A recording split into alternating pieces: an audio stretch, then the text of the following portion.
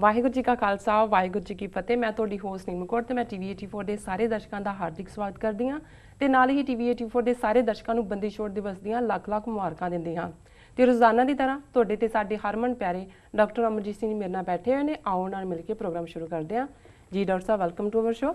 Thank you so much. ਜੀ doctor ਸਾਹਿਬ, ਅੱਜ 23 ਅਕਤੂਬਰ 2014 7 ਕੱਤਕ ਨਾਨਕਸ਼ਾਹੀ ਸੰਮਤ 546 ਦਾ ਦਿਨ ਹੈ ਤੇ ਅੱਜ ਡਾਕਟਰ ਸਾਹਿਬ ਨਾਲੇ ਬੰਦੀ ਛੋੜ ਦਿਵਸ ਵੀ ਹੈ ਤੇ ਤੁਸੀਂ ਇਸ ਬਾਰੇ ਸਾਡੇ ਦਰਸ਼ਕਾਂ ਨੂੰ ਕੁਝ ਕਹਿਣਾ ਚਾਹੋਗੇ?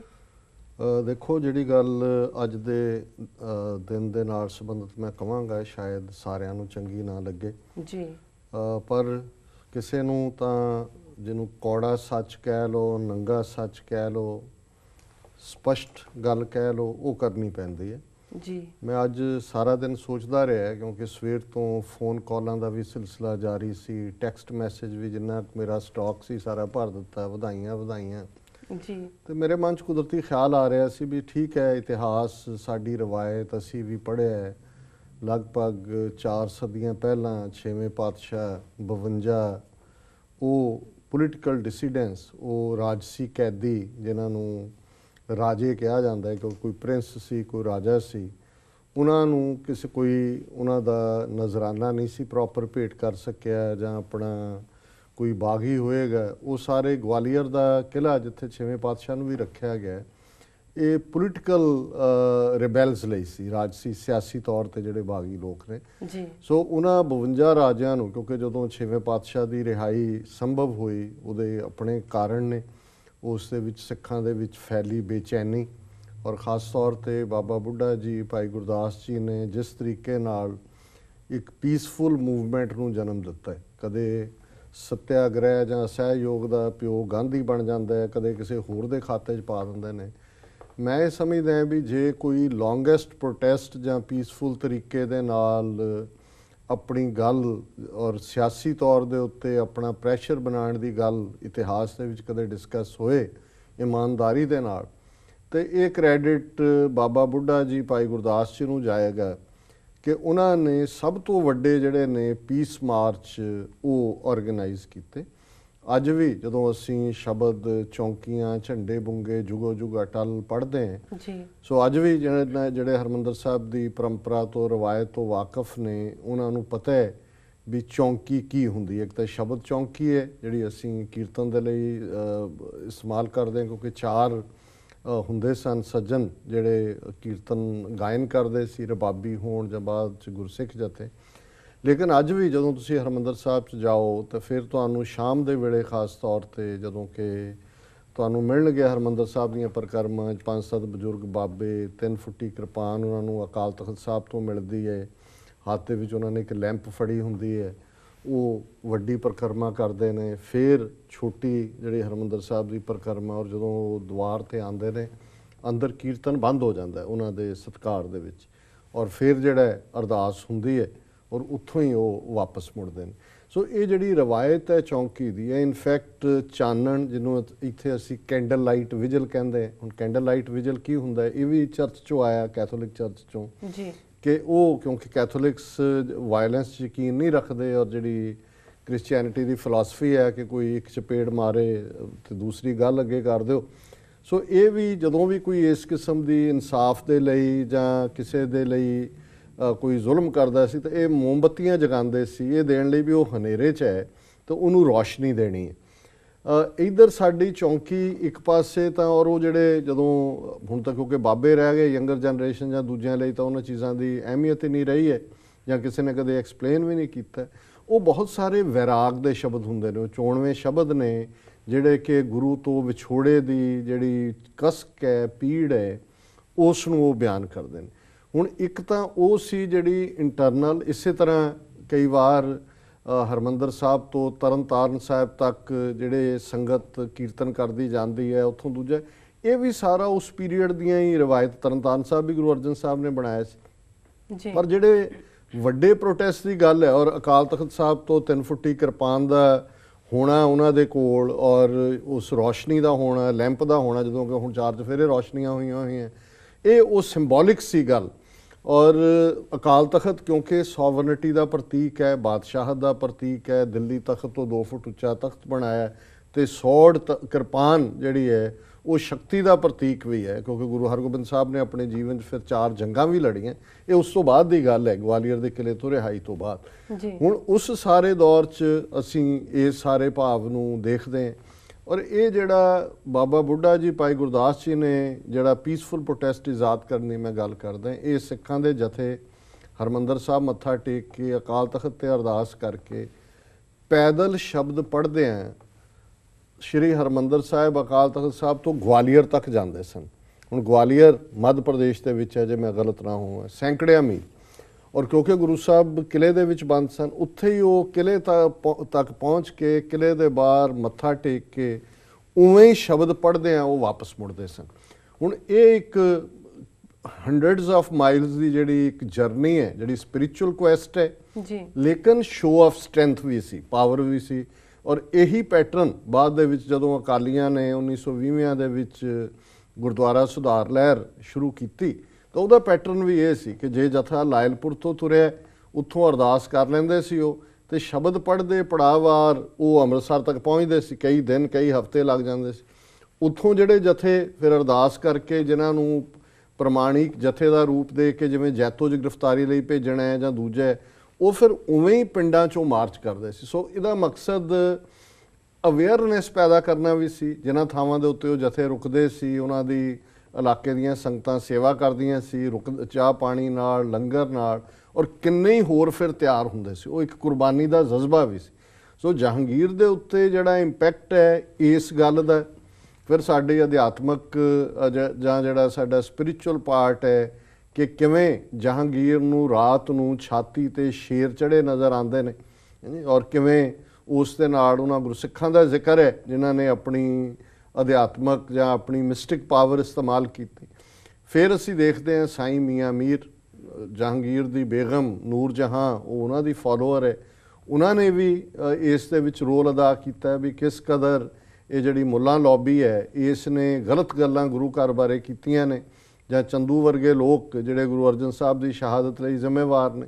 ਫਿਰ ਇੱਕ ਵਜ਼ੀਰ ਖਾਨ ਦਾ ਜ਼ਿਕਰ ਆਉਂਦਾ ਹੈ, ਲਾਹੌਰ ਦਾ, ਜਿਹੜਾ ਇੰਨਾ ਗੁਰੂ ਘਰ ਦਾ ਜਿਹੜਾ ਸੀ ਉਹ ਸ਼ਰਧਾਲੂ ਬਣਿਆ, ਕਿਉਂਕਿ ਉਸ ਦਾ ਜਿਹੜਾ ਰੋਗ ਜਿਸ ਨੂੰ ਜਲੋਦਰ ਕਹਿੰਦੇ ਸੀ ਪੁਰਾਣੇ ਵੇਲੇ 'ਚ, ਹੁਣ ਅੱਜ ਕੱਲ੍ਹ ਤਾਂ ਇਹਦਾ ਮਾਡਰਨ ਨੇਮ ਅਸਾਈਟਿਸ ਹੈ, ਉਹ ਜਿਹੜਾ ਕਿਤੇੋਂ ਟ੍ਰੀਟ ਨਹੀਂ ਸੀ ਹੁੰਦਾ, ਉਹ ਇੱਧਰ ਗੁਰੂ ਕੇ ਹਜ਼ੂਰ ਆ ਕੇ ਉਹ ਠੀਕ ਹੋਇਆ ਸੀ। ਸੋ ਇਹ ਸਾਰੇ ਫੈਕਟਰ ਹੀ ਉਸ ਦੇ ਵਿੱਚ ਜਿਹੜੇ ਨੇ ਰੋਲ ਅਦਾ ਕਰਦੇ ਨੇ।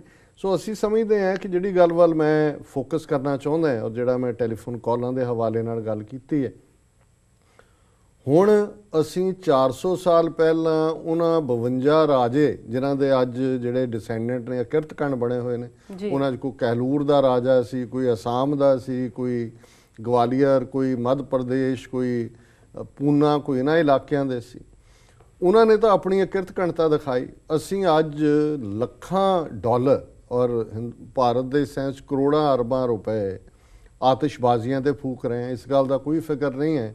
ਐਨਵਾਇਰਨਮੈਂਟਲਿਸਟ ਕਹਿ ਰਹੇ ਨੇ ਹਰਮੰਦਰ ਸਾਹਿਬ ਦੇ ਆਲੇ ਦੁਆਲੇ ਵਾਲੇ ਕਿ ਜੀ ਜੇ 12 ਮਿੰਟ ਦੀ ਜਿੰਨੀ ਕਿ ਇਹਨਾਂ ਨੇ ਉੱਥੇ ਆਤਿਸ਼ਬਾਜ਼ੀ ਕਰਨੀ ਹੈ, ਜਿੰਨੀ ਪੋਲਿਊਸ਼ਨ ਉਹਨੇ ਪੈਦਾ ਕੀਤੀ ਹੈ ਜਾਂ ਕਰਨੀ ਹੈ, ਸਾਰੇ ਸਾਲ ਦੇ ਵਿੱਚ ਉਨੀ ਪੋਲਿਊਸ਼ਨ ਨਹੀਂ। ਔਰ ਈਵਨ ਇਹ ਫਿਗਰ ਸਾਰੇ ਭਾਰਤ ਦੇ ਹਵਾਲੇ ਨਾਲ ਵੀ ਦਿੱਤੀਆਂ ਜਾ ਰਹੀਆਂ ਜੀ। ਉੱਥੇ ਅਸੀਂ ਜ਼ੋਰ ਲਾ ਰਹੇ, ਪਰ ਸਾਨੂੰ ਆਪਣੀਆਂ ਅੱਖਾਂ ਦੇ ਸਾਹਮਣੇ ਜਿਹੜੀ ਗੁਰੂ ਨਾਨਕ ਦੀ ਉਮਤ, ਗੁਰੂ ਨਾਨਕ ਦੇ ਪੁੱਤਰ ਪੁੱਤਰੀਆਂ, ਗੁਰੂ ਹਰਗੋਬਿੰਦ ਸਾਹਿਬ ਦੇ ਬੱਚੇ ਜਿਹੜੇ ਜੇਲ੍ਹਾਂ 'ਚ ਬੰਦ ਨੇ, ਜਿਹੜੇ 20-20 ਸਾਲ ਤੋਂ ਜ਼ਿਆਦਾ ਟਾਈਮ ਹੋ ਗਿਆ ਜੀ, ਜਿਨ੍ਹਾਂ ਬਾਰੇ ਜਥੇਦਾਰ ਅਕਾਲ ਤਖਤ ਨੇ ਇਕਰਾਰ ਕੀਤਾ ਹੈ ਗੁਰਬਖਸ਼ ਸਿੰਘ ਹੋਰਾਂ ਦੇ ਵਰਤ ਦੇ ਵੇਲੇ, ਕਿਵੇਂ ਉਹ ਜੇਲ੍ਹਾਂ 'ਚ ਟਾਰਚਰ ਹੋ ਰਹੇ। ਅਸੀਂ ਕਿਸ ਕਿਸਮ ਦੇ ਸਿੱਖ ਹੋ ਗਏ ਜੀ? ਬਿਲਕੁਲ ਅਸੀਂ ਉਹਨਾਂ ਗੱਲਾਂ ਨੂੰ, ਔਰ ਅਸੀਂ ਕਹਾਣੀ ਵੀ ਜੋੜ ਦਿੱਤੀ ਕਿ ਜੀ ਉਹ ਆਏ ਸੀ, ਉਹ ਜਿਹੜਾ ਉਹਨਾਂ ਨੇ ਜਿਹੜਾ ਉਦੋਂ ਬਾਬਾ ਬੁੱਢਾ ਉਦੋਂ ਆਤਿਸ਼ਬਾਜ਼ੀਆਂ ਚਲਾਈਆਂ ਸੀ, ਗੁਰੂ ਅਰਜਨ ਸਾਹਿਬ ਤੋਂ ਬਾਅਦ ਉੱਥੇ ਆਤਿਸ਼ਬਾਜ਼ੀ ਗੁਰੂ ਸਾਹਿਬਾਨ ਕਰਦੇ ਰਹੇ ਨੇ ਆਤਿਸ਼ਬਾਜ਼ੀ, ਉਹ ਅਸੀਂ ਛੱਡਣ ਨੂੰ ਤਿਆਰ ਨਹੀਂ। ਇਹਦੇ ਬਾਵਜੂਦ ਕਿ ਐਨਵਾਇਰਨਮੈਂਟਲਿਸਟ ਕੀ ਕਹਿੰਦੇ ਨੇ ਜੀ, ਸਿਰਫ ਇੱਕ ਸ਼ਾਇਦ ਜੂਨ 84 ਦੇ ਹਮਲੇ ਦੇ ਉਸੇ ਸਾਲ 'ਚ ਕਾਲੀ ਦੀਵਾਲੀ ਐਲਾਨੀ ਗਈ ਸੀ, ਉਸ ਤੋਂ ਇਲਾਵਾ ਕਾਹਦਾ ਜਸ਼ਨ ਅਸੀਂ ਮਨਾ ਰਹੇ? ਗੁਲਾਮੀ ਸੈਲੀਬ੍ਰੇਟ ਕਰ ਰਹੇ ਜੀ ਜੀ। ਵੀ ਜਿਸ ਕਦਰ ਅੱਜ ਸਾਡਾ ਜੋ ਹਾਲ ਕੀਤਾ ਹੋਇਆ ਹੈ, ਹਿੰਦੂਤਵਾ ਦੀਆਂ ਫੋਰਸਿਸ ਜਿਹੜੀਆਂ ਨੇ ਉਹ ਸਿਰ ਤੇ ਚੜੀਆਂ ਹੋਈਆਂ ਨੇ, ਆ ਕੇ ਹਥਿਆਰਾਂ ਨਾਲ ਉਹ ਪੰਜਾਬ ਦੇ ਵਿੱਚ ਮਾਰਚ ਕਰ ਰਹੇ ਨੇ। ਹਜ਼ਾਰਾਂ ਸਿੱਖ ਕਿਸਾਨ ਜਿਹੜੇ ਨੇ ਉਹ ਖੁਦਕਸ਼ੀਆਂ ਦੇ ਰਸਤੇ ਤੇ ਨੇ, ਹਜ਼ਾਰਾਂ ਸਿੱਖ ਨੌਜਵਾਨ ਡਰੱਗਸ ਦਾ ਸ਼ਿਕਾਰ ਨੇ, ਅਸੀਂ ਆਪਣੀ ਬਰਬਾਦੀ ਦਾ ਜਸ਼ਨ ਮਨਾ ਰਹੇ। ਜੀ ਬਿਲਕੁਲ। ਔਰ ਜਿਹੜਾ ਇਹ ਸਾਰਾ, ਔਰ ਤੁਸੀਂ ਦੇਖੋ ਹਰਮੰਦਰ ਸਾਹਿਬ ਦੇ ਅੰਦਰਲੇ ਕੀਰਤਨੀਆਂ ਤੋਂ ਲੈ ਕੇ ਦੁਨੀਆ ਭਰ 'ਚ, ਹੁਣ ਤੁਸੀਂ ਵੀ ਜਾਣਾ ਹੋਣਾ ਸ਼ਾਮ ਨੂੰ ਮੋਮਬੱਤੀਆਂ ਜਗਾਉਣ, ਉੱਥੇ ਤੁਸੀਂ ਦੇਖ ਲੈਣਾ ਰਾਗੀ ਸ਼ਬਦ ਕੀ ਪੜ੍ਹ ਰਹੇ ਹੋਣਗੇ ਕਿ ਦੀਵਾਲੀ ਦੀ ਰਾਤ ਦੀਵੇ ਬਾਲੀਏ, ਕਿ ਜਿਵੇਂ ਕੋਈ ਭਾਈ ਗੁਰਦਾਸ ਆਦੇਸ਼ ਦੇ ਕੇ ਚਲੇ ਗਿਆ ਕਿ ਦੀਵਾਲੀ ਦੇ ਰਾਤ ਨੂੰ ਦੀਵੇ ਜ਼ਰੂਰ ਬਾਲਿਓ। ਬਿਲਕੁਲ ਉਸ ਦਾ ਇਹ ਇਵੇਂ ਹੀ ਹੈ ਜਿਵੇਂ ਭਾਰਤੀ ਫੌਜ ਚੀਨ ਦੇ ਅੰਦਰ ਵੜੀ 62 ਦੇ ਵਿੱਚ ਔਰ ਨਾਅਰੇ ਲਾ ਰਹੇ ਸੀ ਹਿੰਦੀ ਚੀਨੀ ਭਾਈ ਭਾਈ। ਜੀ ਹੁਣ ਹਿੰਦੀ ਚੀਨੀ ਭਾਈ ਭਾਈ ਇਹ ਹੈ ਕਿ ਵੀ ਤੁਸੀਂ ਉਹਨਾਂ ਦੀ ਟੈਰੀਟਰੀ 'ਚ ਵੜ ਰਹੇ ਹੋ, ਇਹ ਵੱਖਰੀ ਗੱਲ ਹੈ ਵੀ ਜੁੱਤੀਆਂ ਪਈਆਂ ਬਾਅਦ ਦੇ ਵਿੱਚ, ਪਰ ਤੁਸੀਂ ਉਹ ਸੂਡੋ ਜਿਹੜਾ ਆ ਉਹ ਨਾਅਰੇ ਲਾ ਰਹੇ ਹੋ। ਔਰ ਮੈਨੂੰ ਯਾਦ ਹੈ ਚਾਈਲਡਹੁੱਡ ਵੇਲੇ ਜਦੋਂ ਕਿਤੇ ਇਹਨਾਂ ਦੇਵੀਆਂ ਦੂਵੀਆਂ ਵੱਲ ਜਿਹੜੇ ਜਾਂਦੇ ਸੀ ਇਹਨਾਂ ਦੇ ਸ਼ਰਧਾਲੂ, ਤੇ ਉਹ ਲਾਲ ਜੇ ਮੌਲੀ ਦੇ ਧਾਗੇ ਬੰਨੇ ਗਲ 'ਚ ਪਾਏ, ਉਹਨਾਂ 'ਚ ਜਿਹੜੇ ਸ਼ਰਾਬੀ ਵੀ ਹੋਏ ਹੁੰਦੇ ਸੀ ਸ਼ਰਾਬ ਦਾ ਡੱਟ ਖੋਲਣ ਲੱਗੇ ਵੀ ਕਹਿੰਦੇ ਸੀ ਜੈ ਮਾਤਾ ਦੀ, ਹੁਣ ਉਹ ਮਾਤਾ ਉਹਨਾਂ ਨੂੰ ਸ਼ਰਾਬ ਪਿਆਉਣ ਨੂੰ ਕਹਿੰਦੀ ਹੈ। ਲੇਕਿਨ ਮਤਲਬ ਇਹ ਐਕਸਟ੍ਰੀਮ ਤੋਹੀਨ ਹੁੰਦੀ ਹੈ ਕਿਸੇ ਚੀਜ਼ ਦੀ ਜਦੋਂ ਕਿ ਤੁਸੀਂ ਬਿਲਕੁਲ ਆਪੋਜ਼ਿਟ ਲਾਈਨ ਨੂੰ ਜਿਹੜਾ ਉਹ ਆਪਣੇ ਹੱਕ 'ਚ ਭੁਗਤਾਉਣ ਦਾ ਯਤਨ ਕਰਦੇ ਹੋ। ਔਰ ਮੈਂ ਉਸ ਸ਼ਬਦ ਨੂੰ ਹੀ ਜਿਹੜਾ ਹੈ ਉਹ ਉਸ ਦੇ ਉੱਤੇ ਮੈਂ ਡਿਸਕਸ ਕਰਨਾ ਚਾਹੁੰਦਾ ਕਿ ਔਰ ਸਾਰੇ ਗੁਰੂ ਗ੍ਰੰਥ ਸਾਹਿਬ ਜੀ 1430 ਅੰਗ ਨੇ, ਕਿਤੇ ਵੀ ਦੀਵਾਲੀ ਸ਼ਬਦ ਨਹੀਂ ਆਇਆ, ਕਿਤੇ ਵੀ ਦੀਵੇ ਸ਼ਬਦ ਨਹੀਂ ਆਇਆ ਕਿ ਦੀਵਾਲੀ ਨੂੰ ਤੁਸੀਂ ਹਾਂ ਇਹ ਥਾਂ ਹੈ ਕਿ ਭਾਈ ਇਹ ਜਿਹੜਾ ਹਨੇਰਾ ਅੰਦਰ ਸਾਡੇ ਪਸਰਿਆ ਹੋਇਆ ਅਗਿਆਨ ਦਾ, ਇਸ ਨੂੰ ਗੁਰੂ ਦਾ ਸ਼ਬਦ ਜਿਹੜਾ ਕਿ ਗਿਆਨ ਹੈ ਉਹੀ ਦੂਰ ਕਰ ਸਕਦਾ ਹੈ। ਔਰ ਬਿਨਾਂ ਗੁਰੂ ਤੋਂ ਭਾਵੇਂ ਸੂਰਜ ਹਜ਼ਾਰਾਂ ਚੜਨ ਚੰਦਰਮਾ ਲੱਖਾਂ ਹੋਣ, ਬਿਰ ਗੁਰ ਵਿਣ ਗੁਰ ਘੋਰ ਅੰਧਿਆਰ, ਕਿ ਗੁਰੂ ਤੋਂ ਬਿਨਾਂ ਜਿਹੜਾ ਜੇ 100 ਚੰਦਾ ਉਗਵੇ ਸੂਰਜ ਚੜੇ ਹਜ਼ਾਰ, ਇੱਥੇ ਚਾਨਣ ਹੁੰਦੇ ਆ ਗੁਰ ਬਿਨ ਘੋਰ ਅੰਧਾਰ, ਕਿ ਵੀ ਗੁਰੂ ਤੋਂ ਬਿਨਾਂ ਹਨੇਰਾ। ਹੁਣ ਇਹ ਭਾਈ ਗੁਰਦਾਸ ਜੀ ਦਾ ਸ਼ਬਦ ਜਿਹੜਾ ਅਸੀਂ ਮਿਸ ਇੰਟਰਪ੍ਰੇਟ ਕਰਦੇ ਹਾਂ, ਔਰ ਜਿਨ੍ਹਾਂ ਦਾ ਮੈਂ ਦੇਖ ਰਿਹਾ ਸ਼੍ਰੋਮਣੀ ਕਮੇਟੀ ਪ੍ਰਧਾਨ ਤੋਂ ਲੈ ਕੇ ਜਿਨ੍ਹਾਂ ਦੇ ਵਧਾਈ ਸਨੇਹ ਨੇ, ਤੁਸੀਂ ਅਜੀਤ ਅਖਬਾਰ ਖੋਲ ਲਓ, ਦੂਜੇ ਉੱਤੇ ਲੱਗਾ ਹੋਇਆ ਦੀਵਾਲੀ ਦੀ ਰਾਤ ਦੀਵੇ ਬਾਲੀਏ, ਕਿ ਜਿਵੇਂ ਆਦੇਸ਼ ਦੇ ਗਏ ਨੇ ਭਾਈ ਗੁਰਦਾਸ ਕਿ ਦੀਵੇ ਜ਼ਰੂਰ ਬਾਲਿਓ ਦੀਵਾਲੀ ਦੀ ਰਾਤ, ਨੇ ਤਾਂ ਅਗਲਾ ਦਿਨ ਨਹੀਂ ਚੜ੍ਹਨਾ ਹੈ ਜੀ। ਹੁਣ ਇਹ ਐਗਜ਼ੈਕਟਲੀ ਇਹ ਕੀ ਹੈ, ਇਸ ਪੌੜੀ ਦੀਆਂ ਭਾਈ ਗੁਰਦਾਸ ਜੀ ਦੀਆਂ ਵਾਰਾਂ ਦੀ ਜਿਹੜੀਆਂ ਇਹ ਪੌੜੀ ਹੈ ਉਹਦੀਆਂ 6 ਪੌੜੀਆਂ ਨੇ ਜੀ। 5 ਪੌੜੀਆਂ ਦੇ ਵਿੱਚ ਭਾਈ ਸਾਹਿਬ ਨੇ ਉਹ ਅਲੰਕਾਰ ਇਸਤੇਮਾਲ ਕੀਤੇ ਨੇ ਜਿਹੜਾ ਦੱਸਿਆ ਕਿ ਵੀ ਇਹ ਕੰਮ ਥੋੜ ਚਿਰ ਹੈ, ਇਸ ਦਾ ਪ੍ਰਭਾਵ ਨਹੀਂ ਹੈ। ਔਰ ਫਿਰ 6ਵੀਂ ਪੌੜੀ ਦੇ ਵਿੱਚ 6ਵੇਂ ਜਿਹੜਾ ਉਹਨਾਂ ਦੀ ਪੌੜੀ ਹੈ ਉਹਦੇ 'ਚ ਉਹਨਾਂ ਨੇ ਬਿਆਨ ਕੀਤਾ ਕਿ ਭਾਈ ਅਸਲੀਅਤ ਜ਼ਿੰਦਗੀ ਦੀ ਕੀ ਹੈ। ਹੁਣ ਇਹ ਜਿਹੜੀ ਪੌੜੀ ਹੈ ਜਿਹਨੂੰ ਦੀਵਾਲੀ ਦੀ ਰਾਤ ਦੀਵੇ ਬਾਲੀਏ ਬਣਾਇਆ ਹੋਇਆ ਹੈ, ਪਹਿਲੀ ਉਹਦੀ ਲਾਈਨ ਹੈ ਦੀਵਾਲੀ ਦੀ ਰਾਤ ਦੀਵੇ ਬਾਲੀਅਨ ਜੀ, ਕਿ ਦੀਵਾਲੀ ਵਾਲੀ ਰਾਤ ਨੂੰ ਲੋਕ ਦੀਵੇ ਬਾਲਦੇ ਨੇ, ਲੇਕਿਨ ਇਹਦਾ ਹੁਣ ਜਿਹੜਾ ਇਹ ਹੈ, ਲੇਕਿਨ ਉਹ ਦੀਵਿਆਂ ਦੀ ਰੋਸ਼ਨੀ ਥੋੜ ਚਿਰੀ ਹੁੰਦੀ ਹੈ, ਉਹ ਦੀਵੇ ਅਲਟੀਮੇਟਲੀ ਬੁਝ ਜਾਂਦੇ ਨੇ। ਇਹ ਹੁਣ ਉਦਾਹਰਣ ਹੈ, ਅਲੰਕਾਰ ਹੈ। ਹੁਣ ਦੂਸਰੀ ਪੌੜੀ 'ਚ ਹੈ ਤਾਰੇ ਜਾਤ ਸਨਾਤ ਅੰਬਰ ਭਾਲੀਅਨ, ਕਿ ਹੁਣ ਅਸਮਾਨ ਵੱਲ ਨਜ਼ਰ ਮਾਰੋ, ਵੱਡੇ ਤੇ ਛੋਟੇ, ਜਾਤ ਵੱਡੀ ਨੂੰ ਕਹਿੰਦੇ ਨੇ, ਸਨਾਤ ਛੋਟੀ ਨੂੰ ਕਹਿੰਦੇ ਨੇ, ਜਾਤ ਸਨਾਤੀ ਹੋਰ ਹਿੰਦਵਾਣੀਆਂ, ਇਹ ਵੀ ਲੇਖੇ ਲਾਏ ਵੇ ਲਾਲੋ, ਕਿ ਵੀ ਉੱਥੇ ਜਾਤ ਉੱਚੀ ਸਨਾਤ ਛੋਟੀ ਨੀਵੀਂ ਜਾਤ। ਇਸੇ ਤਰ੍ਹਾਂ ਜਦੋਂ ਤਾਰਿਆਂ ਦੇ ਲਈ ਤਾਰੇ ਜਾਤ ਸਨਾਤ, ਇਹ ਵੱਡੇ ਤੇ ਛੋਟੇ ਤਾਰਿਆਂ ਦੀ ਗੱਲ ਹੈ ਕਿ ਅੰਬਰ ਦੇ ਵਿੱਚ ਅਸਮਾਨ ਦੇ ਵਿੱਚ ਵੱਡੇ ਔਰ ਛੋਟੇ ਤਾਰੇ ਡਲਕਦੇ ਨੇ, ਪਰ ਜਿਉਂ ਹੀ ਸਵੇਰ ਹੁੰਦੀ ਹੈ ਤਾਰੇ ਗਾਇਬ ਹੋ ਜਾਂਦੇ ਨੇ ਅੰਬਰ ਚੋਂ, ਉਹਨਾਂ ਨੂੰ ਭਾਲੇ ਨਹੀਂ ਜਾਂਦੇ ਕਿਉਂਕਿ ਉਹ ਗਵਾਚ ਜਾਂਦੇ ਨੇ, ਉਹ 19 ਕੁ ਦੇਰ ਲਈ ਚੜ੍ਹਦੇ ਨੇ। ਇਹ ਦੂਸਰਾ ਉਹਨਾਂ ਨੇ ਅਲੰਕਾਰ। ਤੀਸਰਾ ਵਰਤਿਆ ਫੁੱਲਾਂ ਦੀ ਬਾਗਾਤ ਚੁਣ ਚੁਣ ਚਾਲੀਆਂ, ਕਿ ਫੁੱਲਾਂ ਦੇ ਨਾਲ ਭਰੀ ਹੋਈ ਬਗੀਚੀ ਹੈ, ਪਰ ਅਲਟੀਮੇਟਲੀ ਉਹ ਫੁੱਲ ਜਾਂ ਮੁਰਝਾ ਜਾਂਦੇ ਨੇ ਤੇ ਜਾਂ ਕੋਈ ਤੋੜ ਕੇ ਲੈ ਜਾਂਦਾ, ਕਿ ਫੁੱਲਾਂ ਦੇ ਨਾਲ ਲੱਦੇ ਹੋਏ ਬਾਗ ਵੀ ਅਲਟੀਮੇਟਲੀ ਜਿਹੜੇ ਨੇ ਉਹ ਜਾਂ ਮੁਰਝਾ ਕੇ ਤੇ ਜਾਂ ਕੋਈ ਉਹਨਾਂ ਨੂੰ ਤੋੜ ਲੈ ਜਾਂਦਾ। ਫੁੱਲਾਂ ਦੀ ਬਾਗਾਤ ਚੁਣ ਚੁਣ ਚਾਲੀਆਂ, ਤੀਰਥ ਜਾਤੀ ਜਾਤ ਨੈਣ ਨਿਹਾਲੀਆਂ। ਇਵੇਂ ਹੀ ਤੀਰਥਾਂ ਦੇ ਉੱਤੇ ਜਦੋਂ ਯਾਤਰੀ ਜਾਂਦੇ ਨੇ, ਇੱਕ ਵਾਰ ਤਾਂ ਬੜੀਆਂ ਰੌਣਕਾਂ ਲੱਗਦੀਆਂ ਕਿ ਯਾਤਰੀ 4 ਚੁਫੇਰੇ ਨੇ, ਪਰ ਉਹ ਆਪਣਾ ਕਰਕੇ ਉੱਥੋਂ ਜੋ ਵੀ ਉਹਨਾਂ ਦਾ ਹੁੰਦਾ ਯਾਤਰਾ ਕ੍ਰਮ ਉਹ ਚਲੇ ਜਾਂਦੇ ਨੇ, ਔਰ ਉਸ ਤੋਂ ਬਾਅਦ ਉਹ ਉਜੜ ਜਾਂਦਾ ਹੈ, ਜਾਂ ਉਹਨਾਂ ਨੂੰ ਅੱਖਾਂ ਡੀਕਦੀਆਂ ਨੇ ਵੀ ਇੱਥੇ ਕੌਣ ਆਏਗਾ ਕਦੋਂ, ਕਿਉਂਕਿ ਉਹ ਉਜੜ ਜਾਂਦੇ ਨੇ ਤੀਰਥ ਸਥਾਨ ਵੀ। ਤੀਰਥ ਜਾਤੀ ਜਾਤ ਨੈਣ ਨਿਹਾਲੀਆਂ। 5ਵਾਂ ਉਹਨਾਂ ਨੇ ਕਿਹਾ ਹਰ ਚੰਦੌਰੀ ਝਾਤ ਵਸਾਏ ਉਚਾਲੀਆਂ, ਇਹ ਇੱਕ ਮਿਥਿਹਾਸਕ ਕਹਾਣੀ ਹੈ ਰਾਜਾ ਹਰੀਸ਼ ਚੰਦਰ ਦੀ ਕਿ ਸੁਪਨੇ ਦੇ ਵਿੱਚ ਉਹ ਇੱਕ ਸਵਰਗ ਸਿਰਜਦਾ ਹੈ ਜੀ। ਉਹ ਚੱਲ ਰਿਹਾ ਹੁੰਦਾ ਹੈ ਔਰ ਇਹਨੂੰ ਕਈ ਵਾਰ ਕਹਿੰਦੇ ਨੇ ਅਸਮਾਨ ਔਰ ਧਰਤੀ ਦੇ ਵਿਚਾਲੇ ਇਹ ਚੰਦੌਰੀ ਹੈ, ਉਸ ਨੂੰ ਇੱਕ ਸਵਰਗ ਕਹਿੰਦੇ ਨੇ ਆਰਟੀਫੀਸ਼ੀਅਲ। ਪਰ ਜਿਉਂ ਹੀ ਉਹਦੀਆਂ ਅੱਖਾਂ ਖੁੱਲ੍ਹਦੀਆਂ ਉਹ ਸਵਰਗ ਗਾਇਬ ਹੋ ਜਾਂਦਾ ਜਾਂ ਉਹ ਸਵਰਗ ਐਗਜ਼ਿਸਟ ਨਹੀਂ ਕਰਦਾ, ਕਲਪਨਾ ਦੇ ਵਿੱਚ ਐਗਜ਼ਿਸਟ ਕਰਦਾ। ਸੋ ਭਾਈ ਸਾਹਿਬ ਕਹਿੰਦੇ ਨੇ ਜਿਵੇਂ ਚੰਦੌਰੀ ਝਾਤ, ਜਿਵੇਂ ਉਹ ਬਨਾਵਟੀ ਸਵਰਗ ਜਿਹੜਾ ਹੈ ਵਸਾਏ ਉਚਾਲੀਅਨ, ਵਸਦਾ ਨਾਲ ਹੀ ਹੈ ਤੇ ਨਾਲ ਹੀ ਉਹ ਉਜੜ ਜਾਂਦਾ ਹੈ। ਤੇ ਅਖੀਰ ਦੇ ਵਿੱਚ ਭਾਈ ਸਾਹਿਬ ਨੇ ਕਿਹਾ ਗੁਰਮੁਖ ਸੁਖ ਫਲ ਦਾਤ ਸ਼ਬਦ ਸਮਾਲੀਅਨ। ਦੀਵਿਆਂ ਦੀ ਰੌਸ਼ਨੀ ਥੋੜ੍ਹ ਚਿਰੀ ਹੈ, ਤਾਰੇ ਅੰਬਰ 'ਚ ਸਿਰਫ ਰਾਤ ਨੂੰ ਨਜ਼ਰ ਆਉਂਦੇ ਨੇ, ਫੁੱਲ ਬਗੀਚਾ ਜਿਹੜਾ ਹੈ ਫੁੱਲਾਂ ਨਾਲ ਭਰਿਆ ਹੋਇਆ ਹੈ ਉਹ ਵੀ ਅਲਟੀਮੇਟਲੀ ਮੁਰਝਾ ਜਾਂਦੇ ਨੇ ਫੁੱਲ। ਤੀਰਥ ਦੇ ਉੱਤੇ ਖਾਸ ਮੌਕੇ ਤੇ ਲੋਕ ਆਉਂਦੇ ਨੇ, ਫਿਰ ਉਹ ਤੀਰਥ ਵੀ ਖਾਲੀ ਹੋ ਜਾਂਦੇ ਨੇ। ਬਨਾਵਟੀ ਸਵਰਗ ਜਿਹੜੇ ਨੇ ਉਹ ਬਨਾਵਟ 'ਚ ਹੀ ਬਣਦੇ ਨੇ, ਬਨਾਵਟ 'ਚ ਹੀ ਉਜੜ ਜਾਂਦੇ ਨੇ। ਪਰ ਬਟ ਜੀ ਗੁਰਮੁਖ ਸੁਖ ਫਲ ਦਾਤ, ਗੁਰਮੁਖ ਨੂੰ ਸੁਖ ਰੂਪੀ ਫਲ ਦੀ ਦਾਤ ਅਕਾਲ ਪੁਰਖ ਨੇ ਬਖਸ਼ੀ ਹੋਈ ਹੈ। ਕਿਸ ਦੇ ਨਾਲ ਸੁਖ ਹੈ? ਸ਼ਬਦ ਸਮਾਲੀਅਨ। ਜੀ ਕਿ ਗੁਰਮੁਖ ਸ਼ਬਦ ਦੀ ਸੰਭਾਲ ਕਰਦਾ, ਸ਼ਬਦ ਦੇ ਨਾਲ ਜੁੜਦਾ, ਸ਼ਬਦ ਦੇ ਵਿੱਚ ਉਸ ਦਾ ਆਪਾ ਹੁੰਦਾ ਤੇ ਉਸ ਸ਼ਬਦ ਨੂੰ ਹਿਰਦੇ ਵਿੱਚ ਵਸਾ ਕੇ ਗੁਰਮੁਖ ਜਿਹੜਾ ਉਹ ਹਮੇਸ਼ਾ ਸੁਖ ਦੇ ਵਿੱਚ ਰਹਿੰਦਾ ਹੈ। ਇਹੀ ਉਸ ਦਾ ਸੁਖ ਫਲ ਹੈ। ਹੁਣ ਇੱਥੇ ਦੱਸੋ ਵੀ ਕਿੱਥੇ ਕਿਹਾ ਵੀ ਦੀਵਾਲੀ ਦੀ ਰਾਤ ਜਿਹੜਾ ਉਹ ਇਹ ਸ਼ਬਦ ਤੁਸੀਂ ਪੜ੍ਹ ਕੇ, ਹੁਣ ਜੇ ਕੀਰਤਨੀਏ ਇਮਾਨਦਾਰ ਹੋਣ ਪੜ੍ਹਨ ਵਾਲੇ ਤੇ ਇਹ ਸੈਂਟਰਲ ਤੁਕ ਹੈ ਗੁਰਮੁਖ ਸੁਖ ਫਲ ਦਾਤ ਸ਼ਬਦ ਸਮਾਲੀਅਨ। ਜੀ ਜੀ ਬੇਸ਼ੱਕ ਪੌੜੀਆਂ ਦੇ ਵਿੱਚ ਰਹਾਓ ਨਹੀਂ ਹੁੰਦਾ, ਪਰ ਇਹ 5 ਮੈਟਾਫਰ 5 ਅਲੰਕਾਰ ਵਰਤ ਕੇ ਭਾਈ ਸਾਹਿਬ ਨੇ ਅਲਟੀਮੇਟਲੀ ਕਿਹਾ ਕਿ ਇਹ ਸਾਰੀਆਂ ਥੋੜਾ ਸੁਖ ਦੇਣ ਵਾਲੀਆਂ ਚੀਜ਼ਾਂ ਨੇ। ਥੋੜੀ ਦੇਰ ਚਮਕ ਨਜ਼ਰ ਆਉਂਦੀ ਹੈ, ਥੋੜੀ ਦੇਰ ਤੀਰਥ ਸਥਾਨ ਨਜ਼ਰ ਚੰਗੇ ਲੱਗਦੇ ਨੇ, ਥੋੜੀ ਦੇਰ ਬਾਗ ਚੰਗੇ ਲੱਗਦੇ ਨੇ, ਆਪਣੇ ਸੁਪਨਿਆਂ 'ਚ ਸਵਰਗ ਬਣਾਓ ਥੋੜੀ ਦੇਰ ਉਹ ਚੰਗੇ ਲੱਗਦਾ ਹੈ, ਤਾਰਿਆਂ ਨਾਲ ਢਲਕਦਾ ਅਸਮਾਨ ਚੰਗਾ ਲੱਗਦਾ ਥੋੜੀ ਦੇਰ ਲਈ। ਪਰ ਗੁਰਮੁਖ ਦੇ ਅੰਦਰ ਨਾਮ ਵਸਦਾ ਹੈ ਤੇ ਉਹ ਨਾਮ ਸਦੀਵ ਹੈ।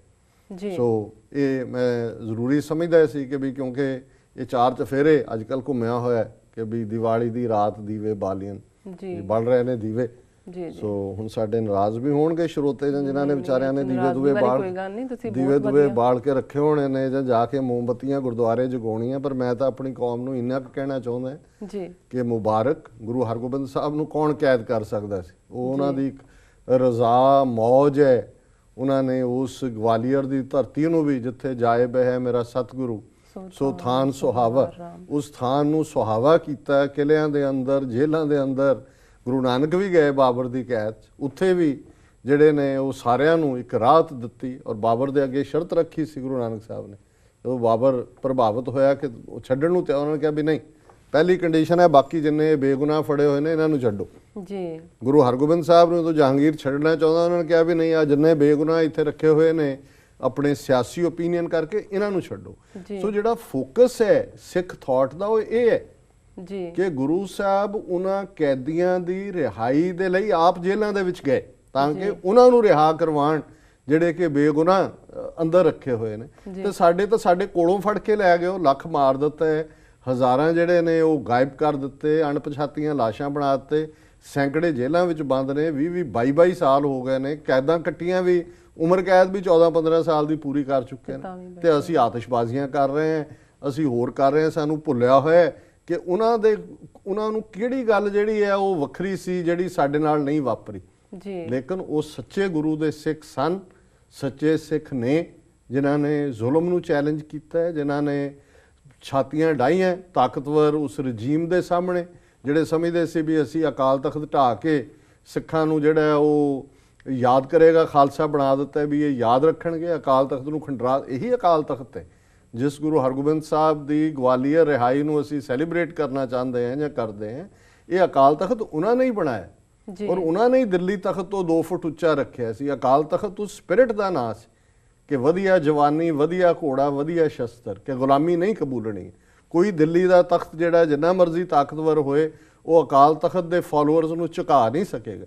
ਅੱਜ ਸਾਡਾ ਕੀ ਹਾਲ ਹੈ, ਅਕਾਲ ਤਖਤ ਦੇ ਜਥੇਦਾਰਾਂ ਦਾ ਕੀ ਹਾਲ ਹੈ, ਕੌਮ ਦੇ ਵੱਡੇ ਹਿੱਸੇ ਦਾ ਕੀ ਹਾਲ ਹੈ।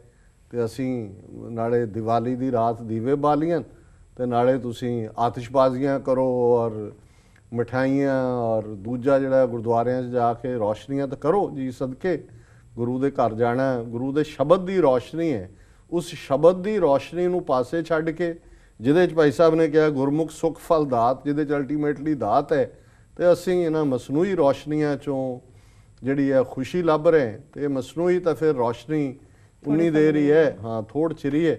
ਔਰ ਇਹਨਾਂ ਸ਼ਬਦਾਂ ਨਾਲ ਅਸੀਂ ਜਿਹੜਾ ਹੈ ਮੁਬਾਰਕਬਾਦ ਵੀ ਦੇ ਦਈਏ। ਜੀ ਜੀ ਦੇਣੀ ਚਲੋ ਚਾਹੀਦੀ ਦੇ ਹੈ। ਦਿੰਦੇ ਮੁਝੇ ਇਹੀ ਮੁਬਾਰਕਬਾਦ ਇਹਨੂੰ ਹੀ ਕਹਿੰਦੇ ਨੇ। ਜੀ ਜੀ ਡਾਕਟਰ ਸਾਹਿਬ ਤੁਹਾਡਾ ਬਹੁਤ ਬਹੁਤ ਧੰਨਵਾਦ। ਇਸ ਦੇ ਨਾਲ ਆਪਣੇ ਵੀਅਰਸ ਨੂੰ ਕਲੂ ਲੈਣੇ ਆ ਬ੍ਰੇਕ। ਵੀਅਰਸ ਤੁਸੀਂ ਸਾਡੇ ਨਾਲ ਇਸ ਤਰ੍ਹਾਂ ਬਣੇ ਰਹੋ, ਮਿਲਦੇ ਹਾਂ ਛੋਟੇ ਵਕਫੇ ਤੋਂ ਬਾਅਦ।